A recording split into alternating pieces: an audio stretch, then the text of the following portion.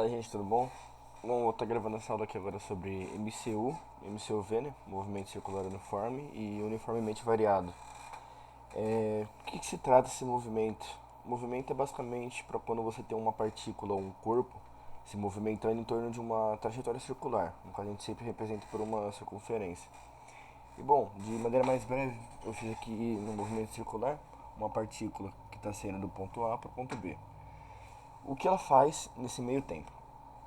É, ela tem uma velocidade constante, a sua velocidade escalar é constante, assim como a sua velocidade angular. Isso implica dizer que a aceleração dela, tanto a aceleração angular quanto escalar, é igual a zero. Ele não tem nenhuma força resultante sobre ela. Ela vai descrever essa trajetória S. Essa trajetória S seria a trajetória linear, né, o deslocamento linear. E quando ele faz essa trajetória, ele acaba gerando um ângulo chamado ΔΦ. E esse ângulo é chamado de deslocamento angular. Essa trajetória tem um raio e a partícula tem uma velocidade angular. Bom, para a gente descrever o nosso deslocamento angular, a gente pode dizer que o deslocamento angular é igual ao deslocamento linear pelo raio.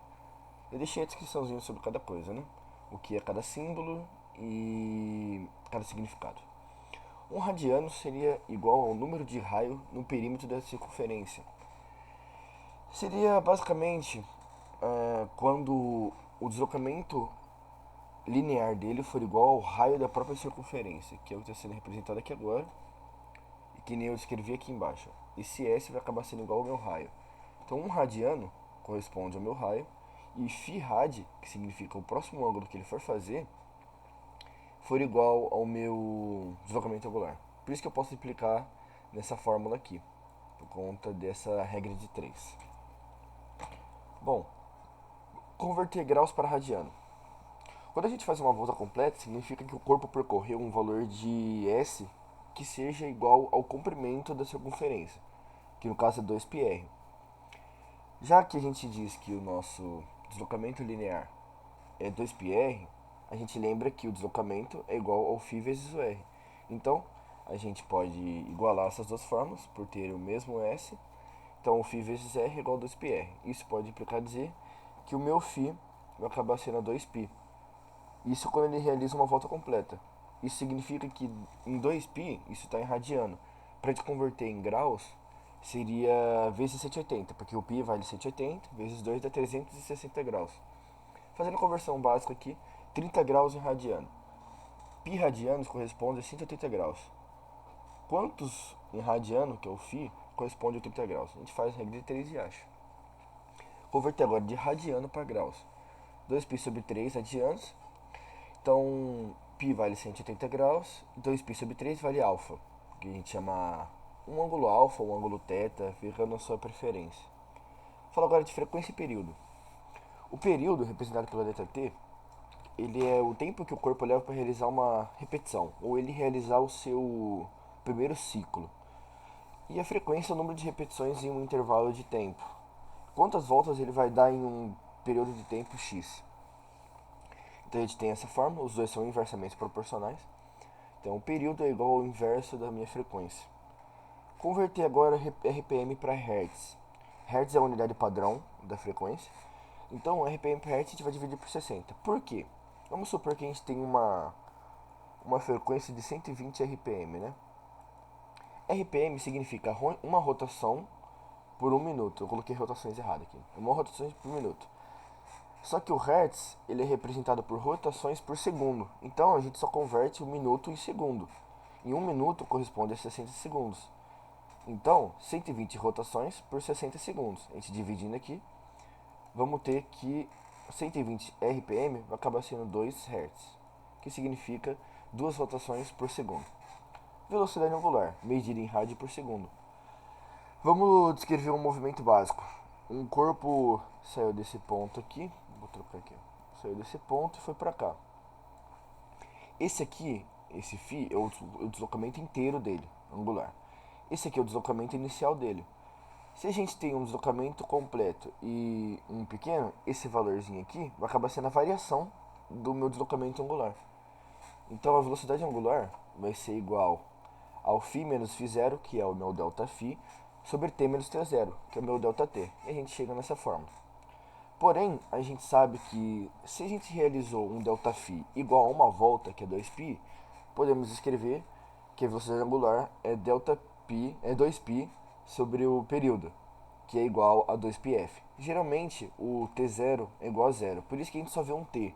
Mas não é certo pensar dessa maneira, porque às vezes ele pode falar, um corpo começou sua trajetória no tempo inicial igual a 1 e terminou num tempo igual a 3. Então aí o seu t0 já não é mais zero. Então muda totalmente o seu ΔT. Quando a gente abre a forma da velocidade angular, a gente pode chegar no espaço angular. Bom, a gente sabe que a velocidade angular é o ΔΦ por ΔT. Então a gente abre φ menos φ0 igual a t menos t0. A gente joga isso aqui para o outro lado, e isso aqui para cá, no caso, que vai acabar dando a mesma coisa. Então a gente vê que o φ é igual a φ0 mais w vezes t menos t0. Velocidade angular. Velocidade angular, ela vai corresponder basicamente à velocidade que ela roda, né? Então tem a relação da nossa velocidade escalar ou velocidade tangencial, que acaba sendo a velocidade linear igual à velocidade angular vezes o raio. Transmissão de contato. Transmissão de contato é quando duas polias estão acopladas através de alguma coisa, seja elas por contato ou por correntes. A por contato eu não coloquei aqui, mas eu vou colocar como uma observação. Quando a transmissão de contato é por corrente. A corrente ela roda com uma velocidade angular e com uma velocidade linear. Quando elas estão acopladas, estão juntas, elas vão rodar na mesma velocidade que a corrente. Por isso a gente pode implicar dizer que as velocidades lineares das duas correntes são iguais, mas as angulares não. Aqui, por exemplo, tem a minha polia 1 e a minha polia 2. A polia 1 tem raio R e a polia 2 tem raio Rzinho.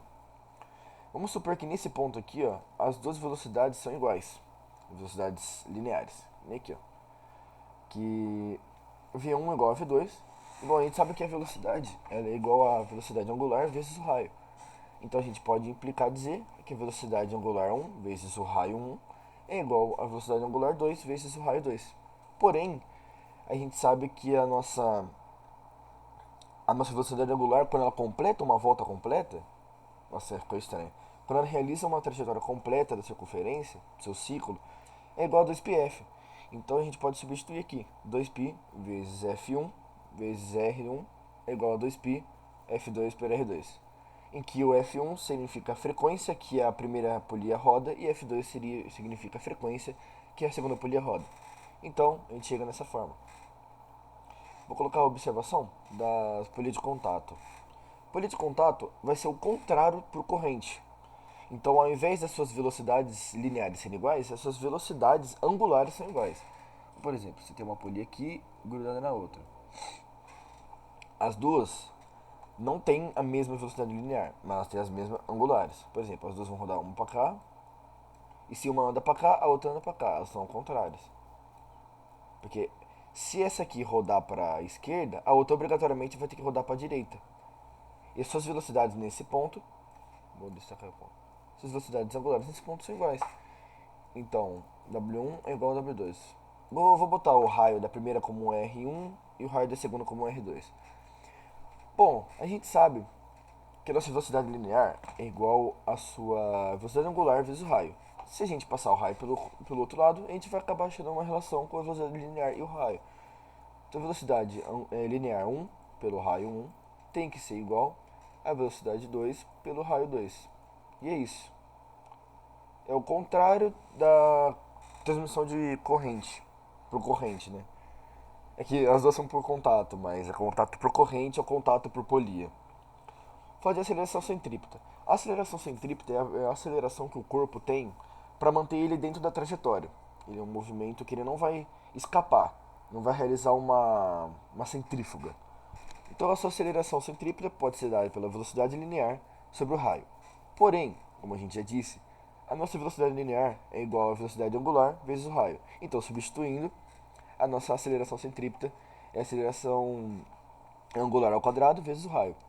Lembrando da segunda lei de Newton, força resultante de um corpo é a massa vezes a aceleração. No caso desse corpo aqui que eu escrevi, não tem outra força que atua, não tem atrito, não tem força do vento, não tem um corpo empurrando. Então, nessa trajetória de movimento circular, a única força resultante dele vai ser a força centrípeta, que é a força que aponta para o centro da trajetória, para manter ele dentro da trajetória. Né? Então a gente pode botar que a força centrípeta é igual a massa vezes a aceleração centrípeta, que a gente já achou aqui. Então a gente somente substitui. Então força centrípeta é igual a massa vezes a velocidade linear ao quadrado pelo raio.